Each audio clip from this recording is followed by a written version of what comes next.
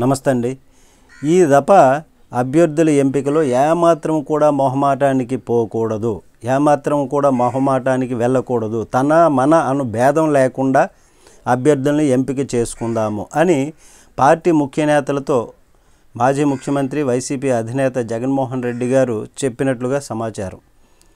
గెలుపు గుర్రాలకే తప్ప తనకు దగ్గర వాళ్ళనేటటువంటి కారణంతో టిక్కెట్ ఇవ్వడం ఈసారి కుదరదు, ఇవ్వడం అట్లాంటిది జరగదు. ఈ నేపథ్యంలో ఇప్పటి నుంచే బలమైనటువంటి రాజకీయ నేపథ్యం ఉన్నటువంటి వ్యక్తులకు టిక్కెట్లు ఇచ్చే దిశగా మనం వెళ్దాము. ఒక విషయంలో ఆయన స్పష్టతతో ఉన్నారని తెలుస్తుంది. ప్రస్తుతం వైసీపీ సమన్వయకర్తలుగా ఉన్న వాళ్ళలో సమర్థులు ఎవరు, మారాల్సిన అవసరం లేని నియోజకవర్గాలు ఏవో లెక్కించుకుంటున్నారన్నట్లు తెలుస్తుంది.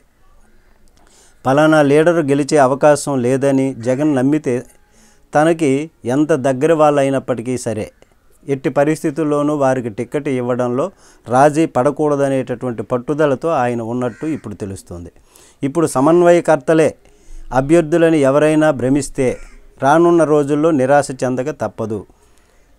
అట్లాంటి వాళ్ళ తాలూకా గెలుపు గుర్రాలకే ఇప్పుడు టిక్కెట్లు ఇచ్చేటటువంటి పరిస్థితి ఉంది. కాబట్టి వాళ్ళు ప్రజల్లో సరిగా పనిచేసుకొని గెలుపు అవకాశం ఉంది అనుకుంటే అట్లాంటి వారికి టిక్కెట్లు ఇచ్చేటటువంటి ప్రసక్తి అయితే కనిపిస్తుంది. ఈ స్పష్టతను బట్టి అధికారాన్ని కోల్పోయినటువంటి జగన్ కొందరి విషయంలో మొహమాటానికి పోయి నష్టం జరిగినట్లు, అందుకే ఆయన ఆ తప్పు పునరావృతం కాకూడదని జగన్ ఆలోచన అని తెలుస్తోంది. ఇప్పుడు ఈసారి ఎలాగైనా గెలిచేటటువంటి వాళ్ళనే అభ్యర్థులుగా కేటాయించి అట్లాంటి పట్టుదలతో జగన్మోహన్ రెడ్డి ఉన్నారు.